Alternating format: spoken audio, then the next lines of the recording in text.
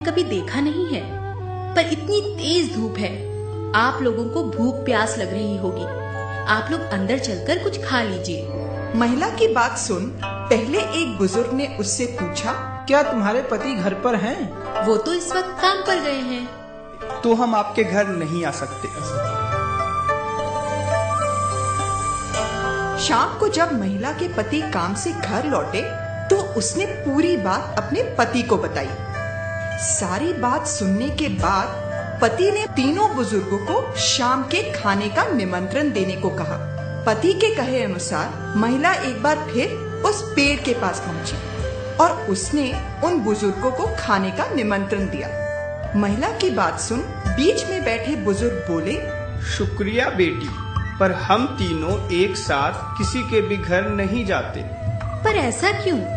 देखो बेटी, ये जो मेरी बाईं ओर बैठे हैं इनका नाम दौलत है, और जो मेरी दाईं ओर बैठे हैं इनका नाम सफलता और मेरा नाम प्यार है। जैसा कि मैंने तुमसे कहा था कि हम तीनों एक साथ किसी के घर नहीं जाते, अब ये तुम पर निर्भर करता है कि हम तीनों में से तुम किसे अपने घर ले जाना चाहती हो। बुजुर्ग की बात सुन महिला सोच में पड़ गई।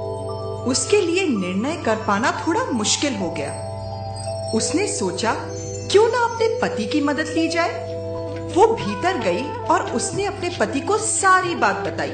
पत्नी की बात सुनने के बाद पति बोले, मुझे लगता है हमें दौलत को अपने घर ले आना चाहिए, क्योंकि उसके आते ही हम माला माल हो जाएंगे। नहीं नहीं, मुझे तो लगता है कि हमें सफलता को ले आना चाहिए, क्योंकि उसके आते ही हम जिंदगी में वो सब हासिल कर पाएंगे जिसकी हमें इच्छा है। तभी पास ही में बैठी इनकी 10 साल की बेटी बोल पड़ी, मम्मा, पर मुझे लगता है कि हमें उस प्यार नाम वाले दादाजी को घर बुलाना चाहिए, ताकि हमारा घर खुशियों से भर जाए।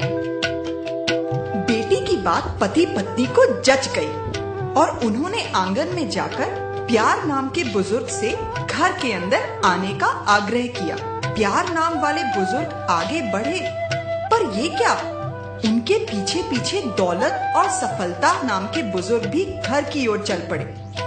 ये देख महिला को आश्चर्य हुआ और उसने बुजुर्ग से पूछा, पर आपने तो कहा था कि आप में से सिर्फ एक ही घर के अंदर आ सकता है, अब आप तीनों?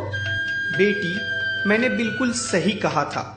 अगर तुमने दौलत या सफलता में से किसी एक को चुना होता तो बाकी दो घर के बाहर ही रह जाते, पर क्योंकि तुमने प्यार को चुना है, सो जहाँ प्यार रहता है वहाँ दौलत और सफलता तो खुद ब खुद चली आती है।